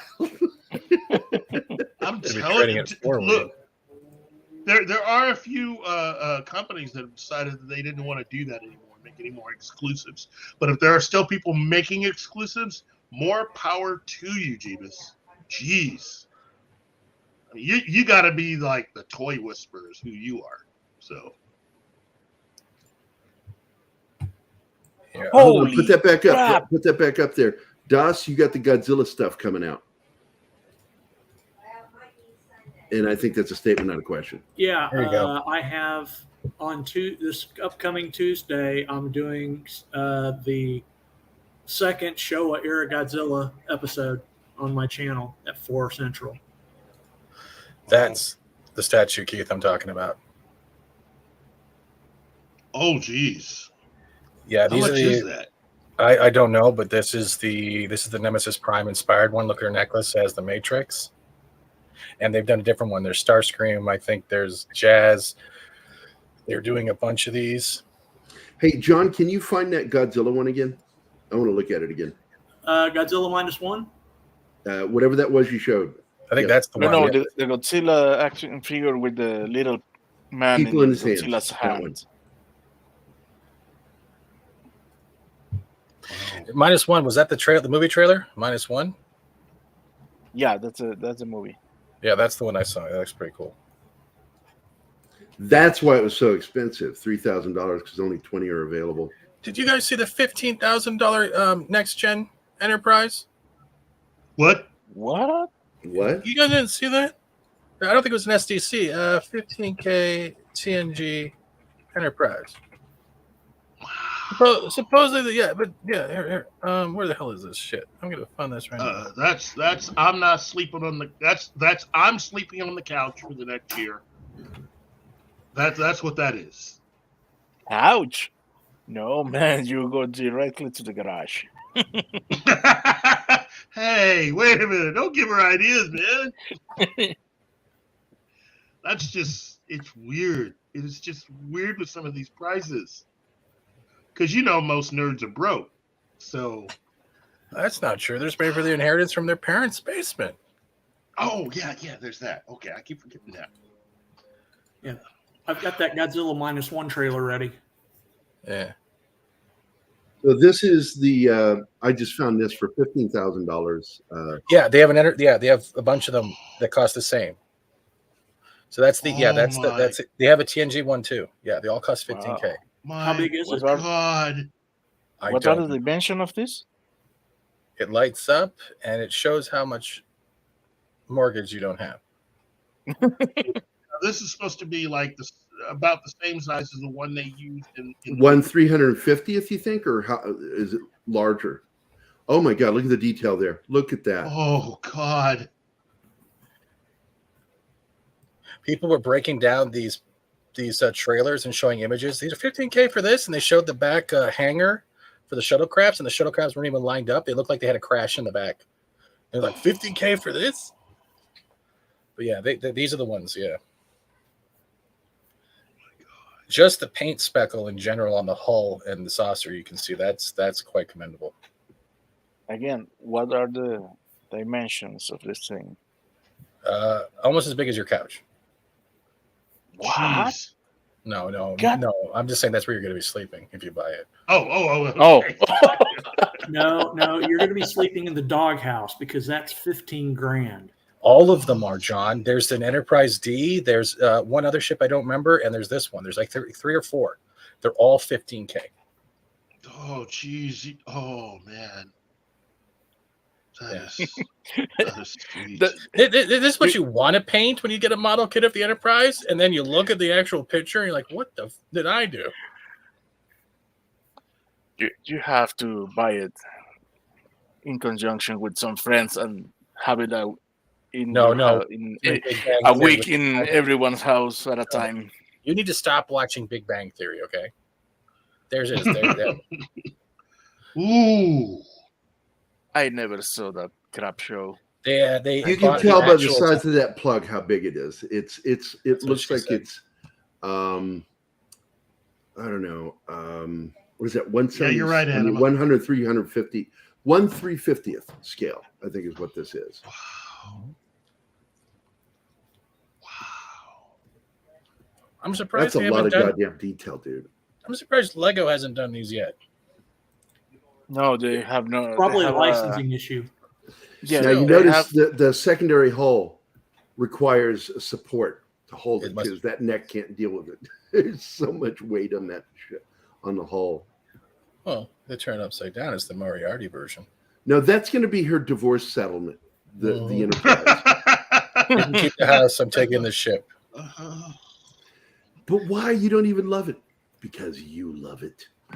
Oh, don't give any ideas. Don't give any This is what ideas. you would describe as ship prawn. And this is the one thing I'm going to relate back to Star Wars with Disney in general. Disney Star Wars is that there is hardly any ship porn in their series. And there's a lot of people that love the ships and the design. They give us nothing.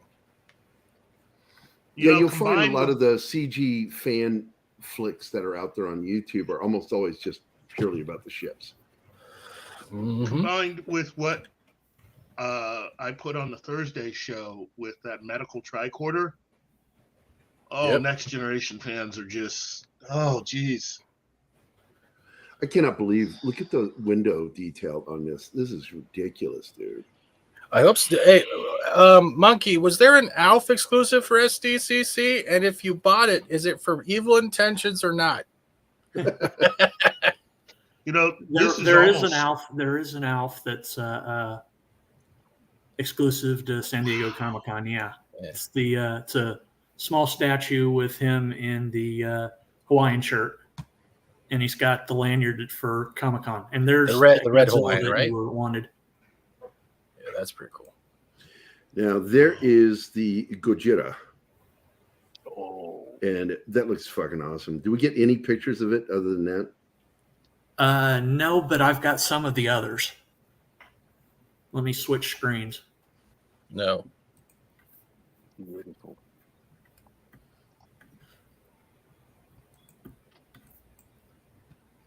wow.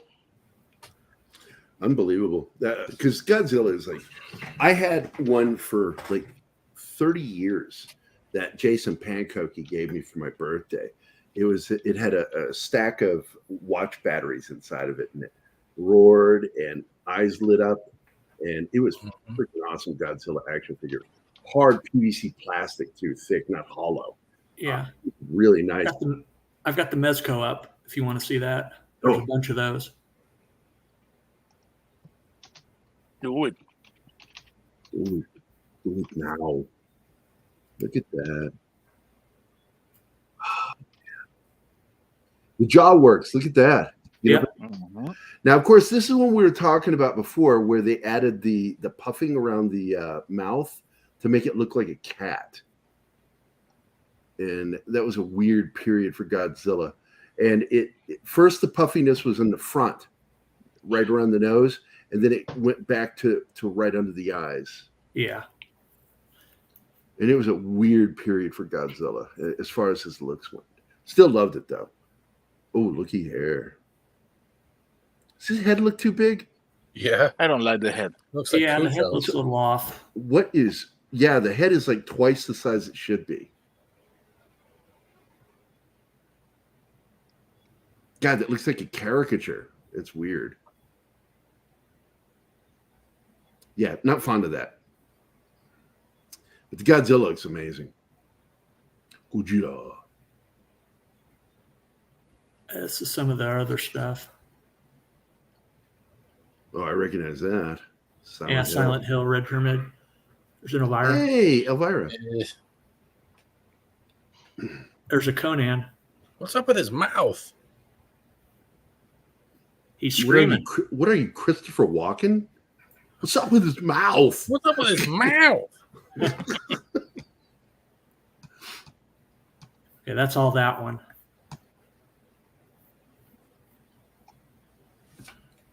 That's fantastic, man. Thanks, dude. Oh, no problem. I mean, wow. There's actually some more. Oh, that's More? that's the Beast Kingdom stuff. Because yesterday I was showing the figures as they were being released on the breakfast that Hasbro has to show off all the new toys.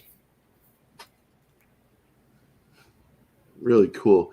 By the way, somebody brought up Lee Brackett in the chat earlier. I can't remember who it was. Might have been Dom. I'm not sure. But Lee Brackett is like one of my favorite writers. And when she passed away, it was really just awful. Because the last thing she got to work on was Empire Strikes Back. But she didn't get to write the second draft because she passed away. Oh, my God. But one of my favorite films by her, Keith, I don't know if you've ever seen it. It's called The Big Sleep. Yeah. And I'm sorry, not The Big Sleep. It was The Long Goodbye. The Long Goodbye. She did The Big Sleep too with Humphrey Bogart. But she did The Long Goodbye, which is one of the weirdest but greatest Philip Marlowe films ever made. Directed by none other than Robert Altman. And it starred Elliot Gould as Philip Marlowe. And I remember that. He mumbles. I love that that's the mumbling Philip Marlowe. He mumbles a lot under his breath. And you can hear it. And if you go back, you go, oh my God, what did he just say?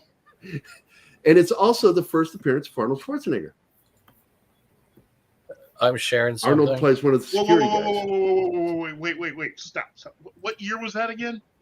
That was 73. Did you guys see the Baroness? I thought he was in Hercules in New York in 71. Yeah, that was a low budget film. This is a studio film. This is okay. I do qualify and make a difference of that because he'd been in other things too. But the fact is, in 1973, his first chance to be in a Hollywood-produced film, studio-produced film, was The Long Goodbye with Elliot Gould, directed by Robert Altman. So Arnold got his first big break with Robert Altman. Wow. And if you've never seen the film, it's a great film. I love the ending. But anyway, what's this? What are we looking at? This is, I think, another STC exclusive, the Baroness. Nice. I drew her on my cover for G.I. Joe. There is a bunch. Hold on, let me get the other site open here because I was looking at the toys exclusives. So as a McFarlane, I don't care about the Revelations. We got Dragon Ball. They did Gargoyles. There's a Captain America. Oh, Indiana Jones. Click on that. That looks like classic Indy. Well, there's also Dial of Destiny because we found a Fleabag figure. Shirt's the wrong color, but that's nice. Mm-hmm. They have. I have to do this all manually now. This sucks. I'm kind of dorky, but they have Transformers. Transformers, the mini mates. Nothing really fantastic. They have a bottle of. Ugh.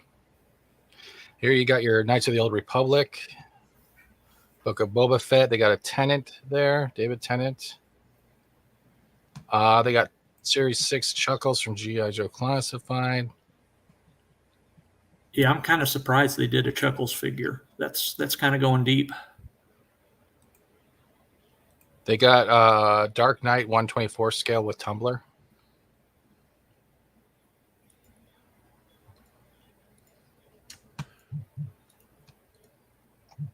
Wow.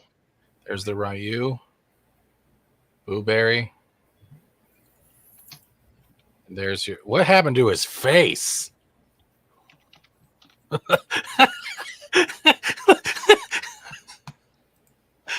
He looks like Sadbat. That looks more like somebody who's like got a leather mask on for other reasons. It doesn't look like Batman. Val Kilmer got confused. It's actually they used Robert Pattinson. So Gimp. Oh no, no, taking that out of here. No, you said the bad name. Yeah, it looks like a gimp more than a Batman.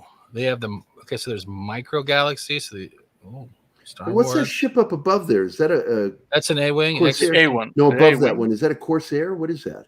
This above one? That. This? No, above that one. That one. That's the hologram transmission of a scout trooper with a speeder bike. Okay. No thanks. Is that Muhammad Ali? No, where? Yeah, that is Muhammad Ali. Oh man, I want to see that. Steven Spielberg got his own figure. Yeah, go back to Ali. Comes with the Dilophosaurus too, that he and like the camera and his chair. Does it come with Kathleen Kennedy serving coffee? No. You have to provide that yourself. Yeah, mouse over that again. Wow.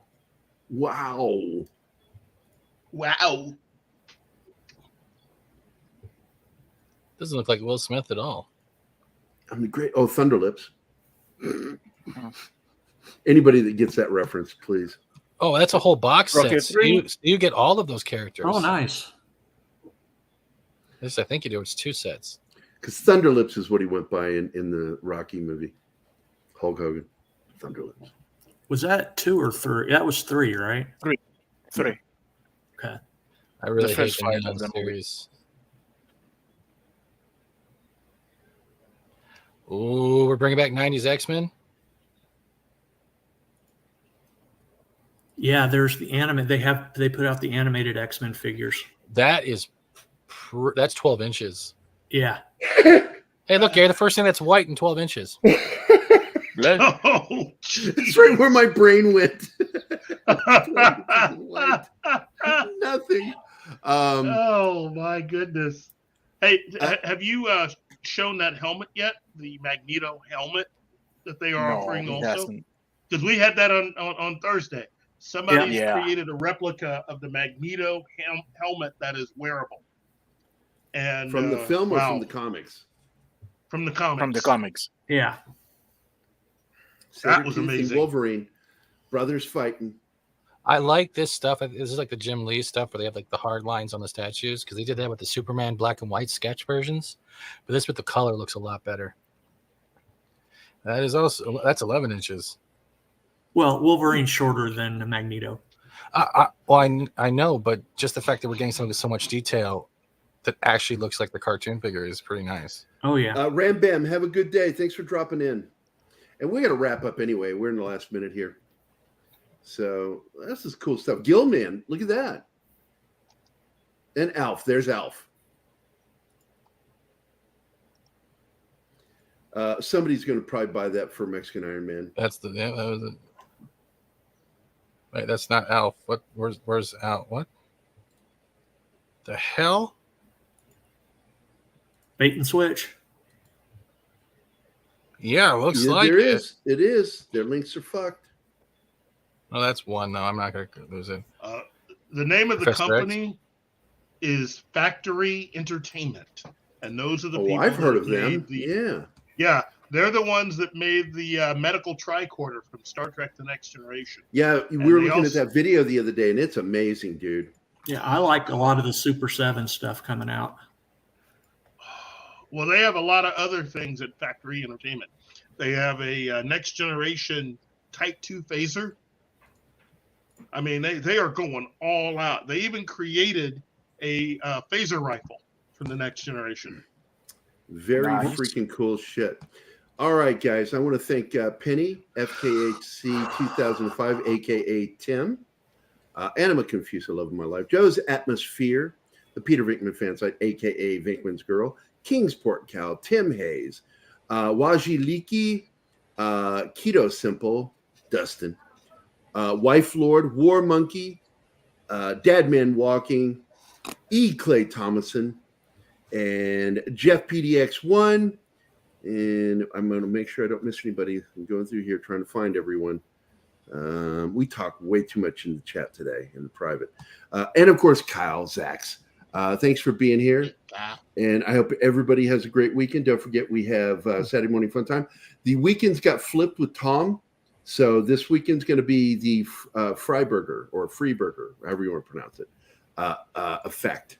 Ooh. And we're going to talk about Alex Kurtzman before Alex Kurtzman. The guy who screwed up Star Trek and another franchise, Space 1999. I have one quick. Yeah, he did. God damn. Oh my. I have one plug though. If you guys are interested, I have 3 days early access for Remnant 2, which is the sequel to Remnant of the Ashes, and that'll be going live around 7:15, both on Rumble and YouTube. So come by and say hey. Absolutely. And Ram Bam was here too, and Don Ranger Power was here. I didn't see his name in the list that I was reading off. Make sure I'm getting everybody. I'm scrolling through. Munker Jubas, thank you. Come again. He wasn't listed either. I didn't see him. Yes, he was. I went through. Look, there's too much talking in there, and it screws it up for me to find people. It really sucks. But we had things that we needed to talk about. I'm not complaining. I'm just saying I'm going to miss people, and I need to come back out here and make sure I say hi to everybody. And thank you for showing up.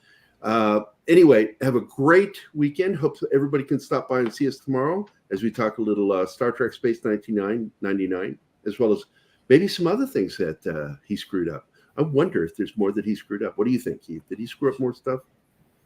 Oh, heck yes. Yeah, he's just a screw up, period. He's just a screw up. He screwed up Comic-Con. And, and I got to tell you, it was so bad it made Owen Wilson. Wow. It was that bad. Anyway, thanks for being here, guys. We're out of here. Have a good Friday. Be safe out there. Those sons of bitches. Ma, I'm doing a show.